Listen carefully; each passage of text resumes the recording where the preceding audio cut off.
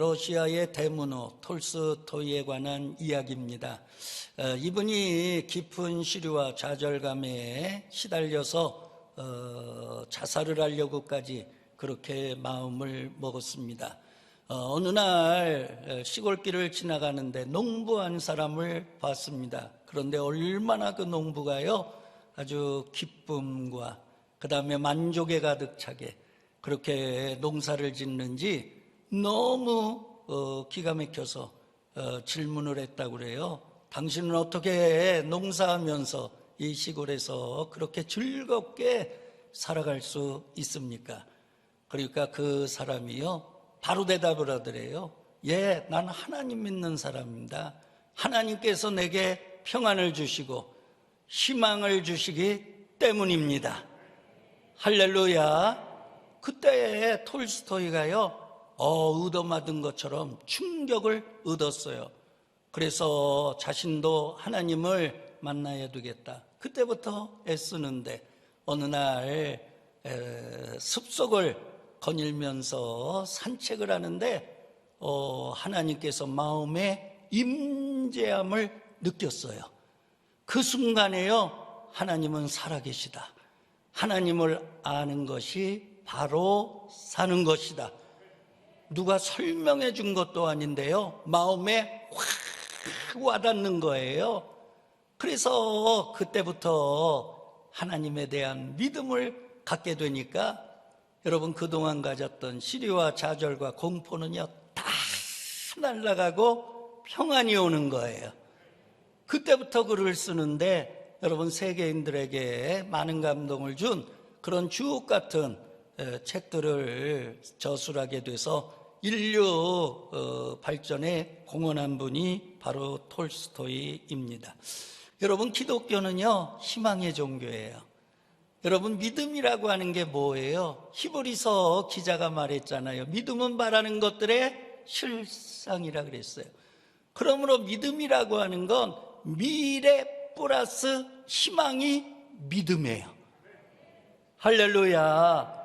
여러분들, 미래의 희망을 갖는 그런 하늘 가족이 되기를 바랍니다. 바라는 것들의 실상이 주어진다고 하는 사실, 여러분 끝까지 기억하시고요, 늘 그 꿈을, 희망을 현실로 부여잡는 그런 믿음의 주인공이 되시기를 주의 이름으로 소망합니다. 그러면 우리가 어떻게 살아야 되는가? 첫 번째입니다. 여러분, 11절 말씀 한번 읽어보도록 하죠. 너희를 향한 나의 생각을 내가 아나니 평안이요 재앙이 아니니라. 너희에게 미래와 희망을 주는 것이니라. 아멘. 여러분, 하나님께 소망을 두고 사시기를 바랍니다. 지금 현재 예레미야 선지자가 이스라엘 백성들에게 하나님의 말씀 전한 거거든요. 지금 하나님의 말씀 전할 때 이스라엘의 상황이 어떠했습니까? 이스라엘이 패망 직전의 풍전등화의 상황이었어요. 바벨론 제국에 무너지는 상황입니다. 이제 조금 있으면은요, 바벨론 포로로 잡혀가야 되는 나라 잃은 포로 백성으로 전락하는 그런 상황이에요.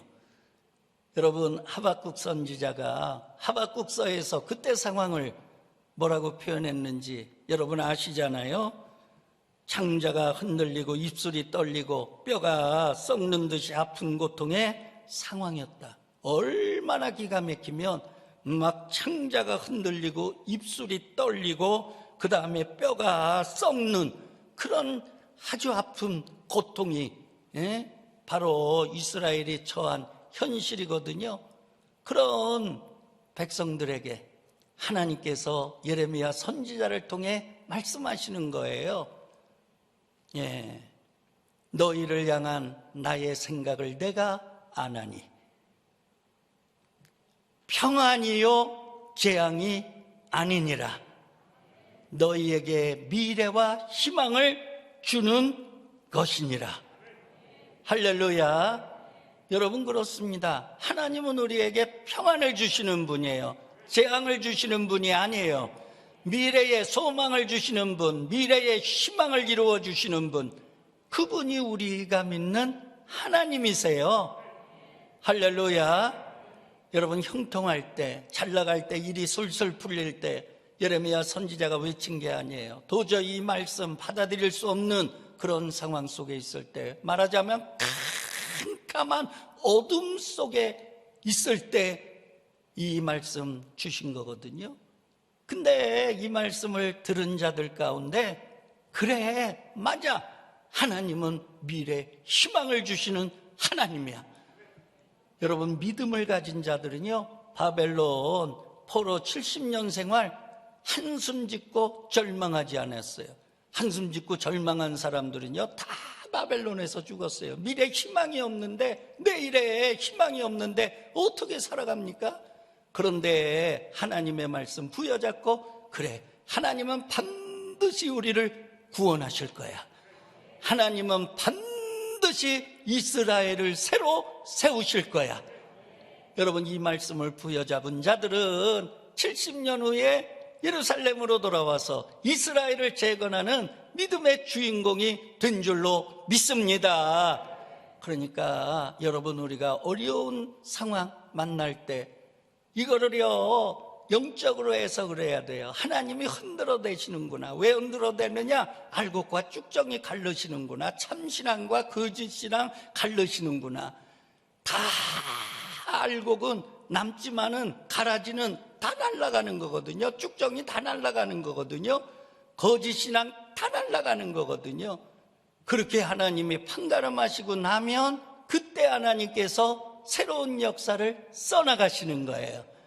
여러분들, 이 어려움 믿음으로 통과하시고요, 오늘 예레미야 말씀을 가지고 여러분들 승리하셔서 하나님의 때가 끝날 때에, 하나님의 판가름이 끝날 때에 하나님의 새로운 역사를 써나가는 주인공들 되시기를 주의 이름으로 축원합니다. 여러분, 에릭 프롬이 뭐라고 얘기했습니까? 한번 읽어보도록 하죠.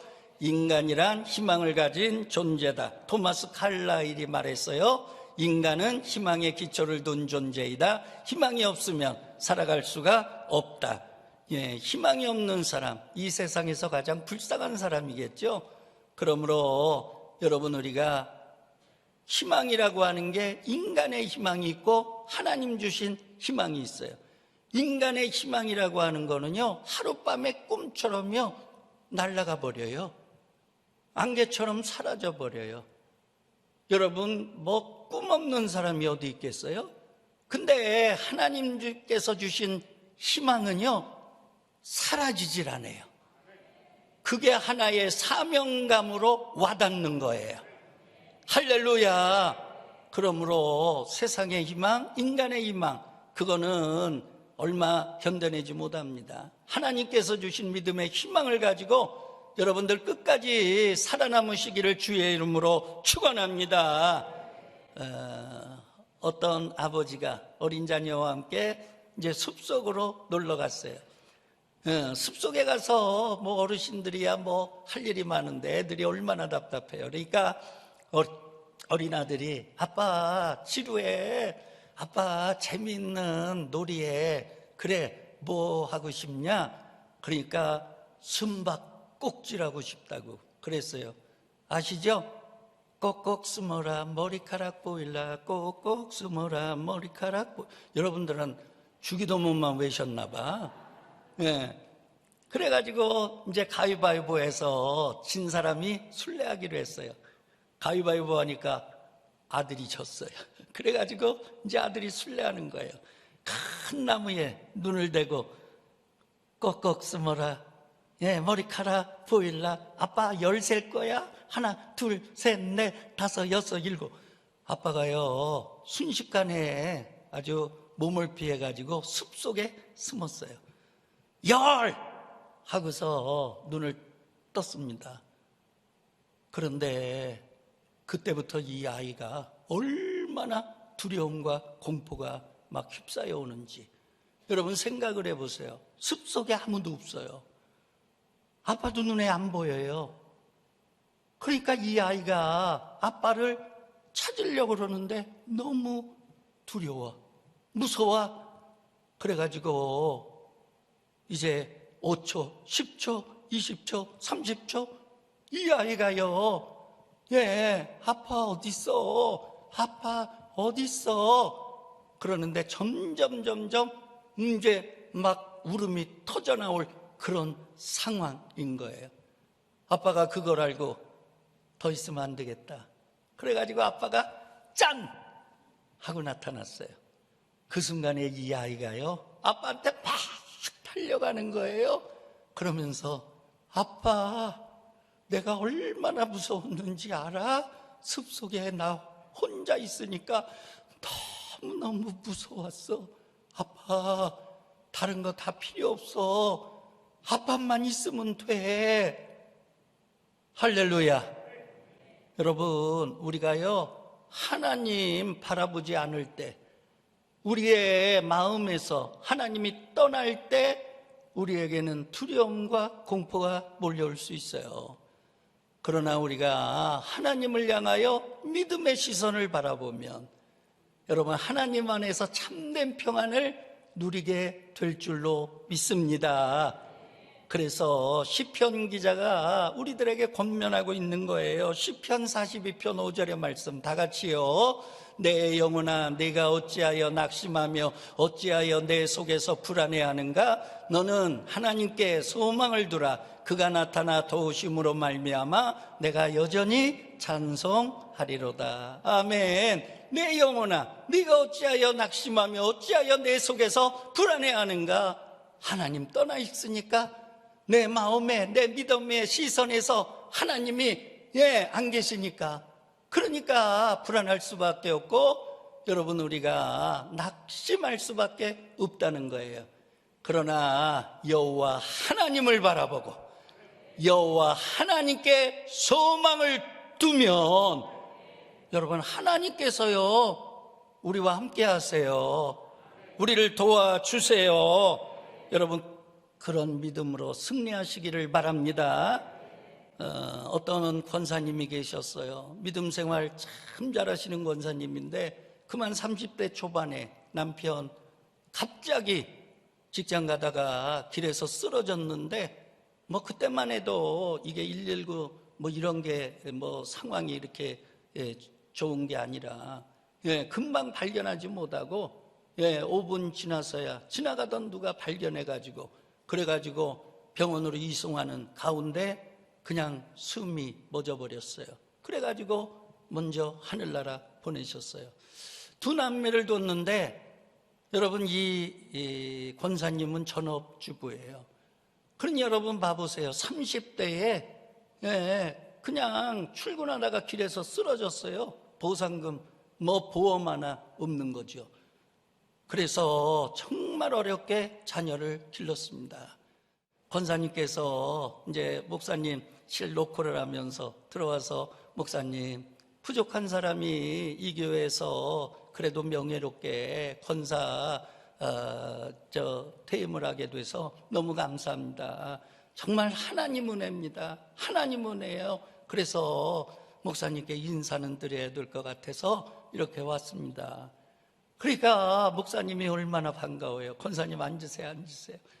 그러면서 물어봤어요. 권사님, 30대 초에 남편 잃었으니까 40평생을 혼자서 어떻게 사셨습니까?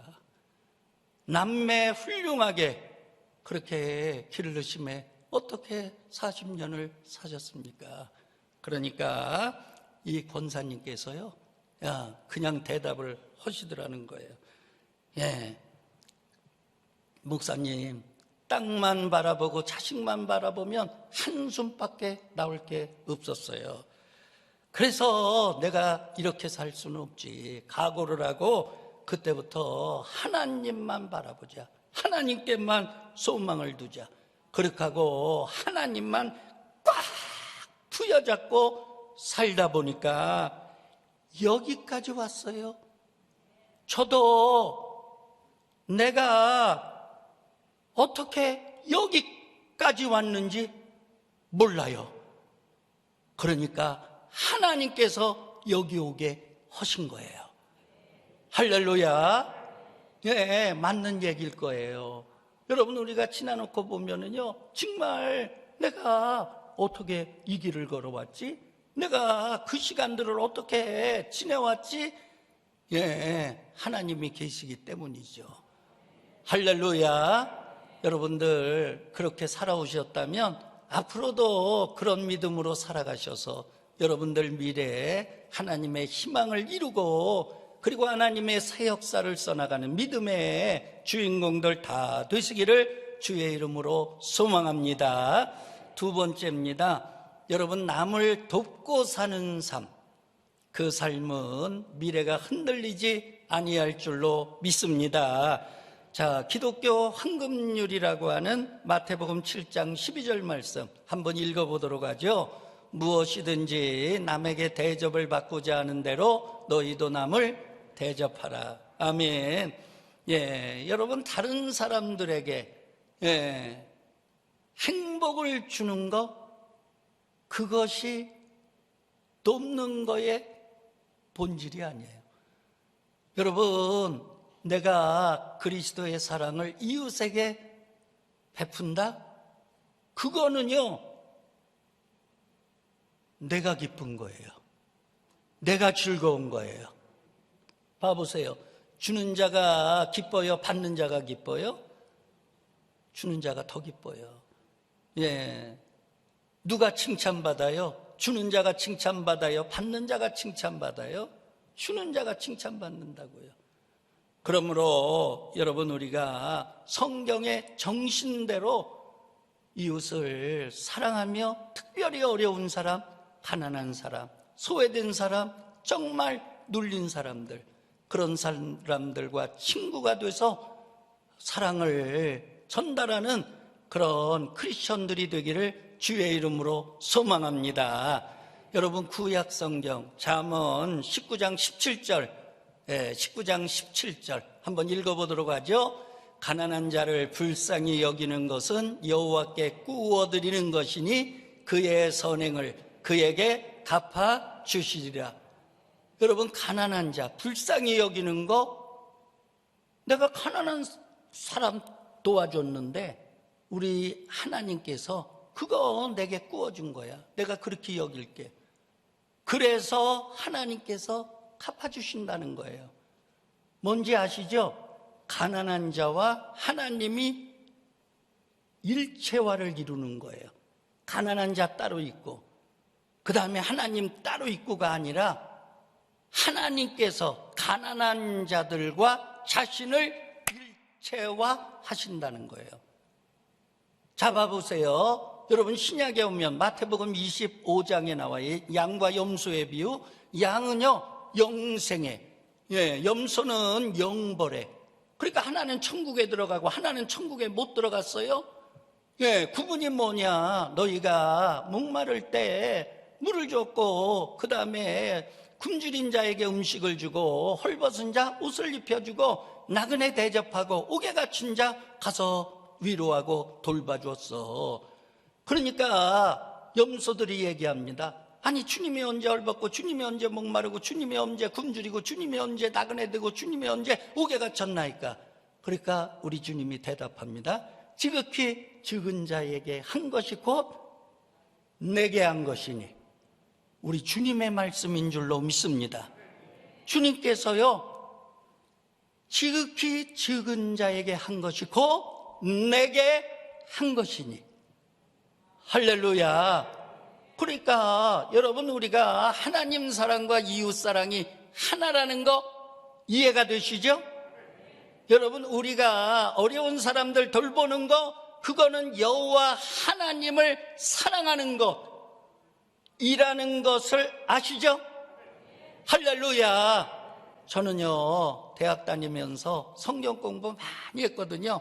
감청 시대 역사 예수라고 하는 그 성경 공부 교재, 그것도 제가 바이블 스터디 그룹 멤버가 돼서, 그래서 그 책도 청년들을 위한 성경 공부 교재, 그 당시에 굉장하게 팔렸어요. 그래서 이제 바이블 스터디 그룹을 많이 했는데, 그런데 그때 우리가 이제 같이 읽었던 책이 있어요. 마더 테레사 수녀 책을 같이 읽었어요. 이웃사랑 실천이라고 하는 게 왜 하나님 사랑과 일치하는 거냐. 근데 마더 테레사 글을 읽으면서 저는 그냥 뚫렸어요. 그게 그냥 아멘이 왔어요.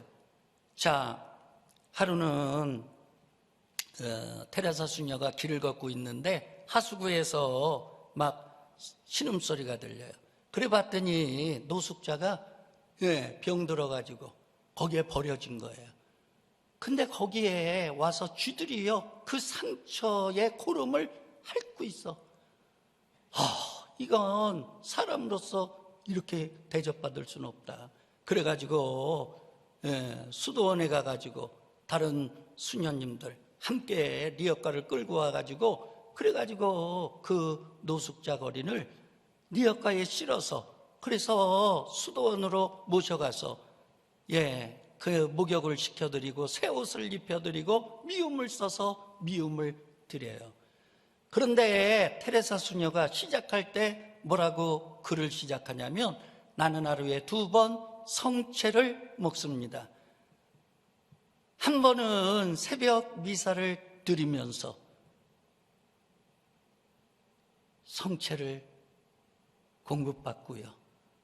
또 한 번은 낮에 버려진 자들, 그들의 만남 속에서 예수 그리스도의 성채를 먹습니다. 그게 뭔가 그렇게 시작할 때 그 글만 읽어서는 이해가 안 돼요.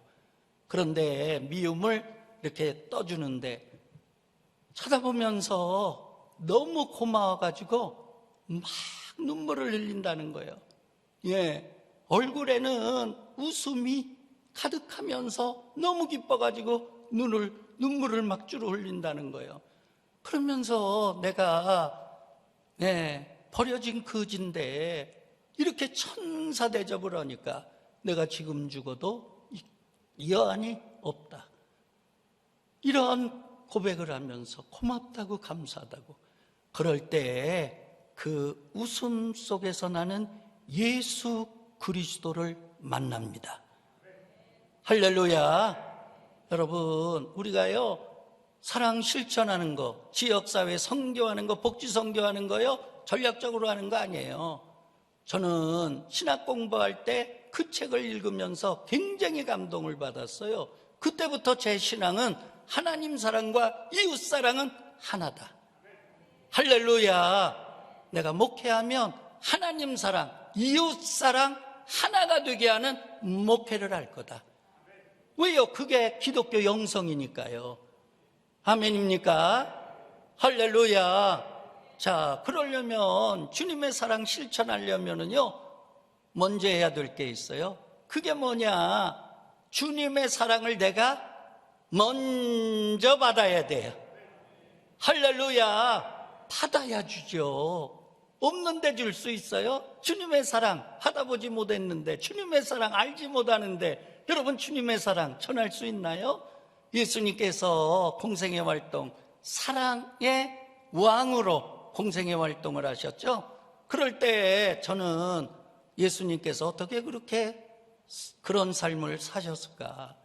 해답을 요단강에서 세례받을 때 거기에 정답이 있다고 저는 생각하는 사람이에요. 예수님이 세례받을 때 하늘에서 문이 열리면서 여러분 2가지가 내려오죠. 하나는 비둘기 같은 성령, 하나는 하늘에서 하나님의 음성이 들려요. 그 음성이 뭐예요?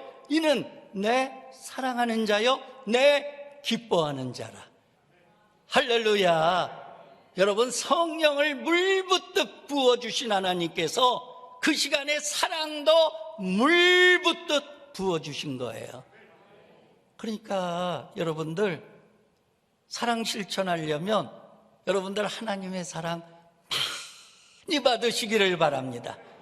예수님의 사랑 많이 받으시기를 바랍니다.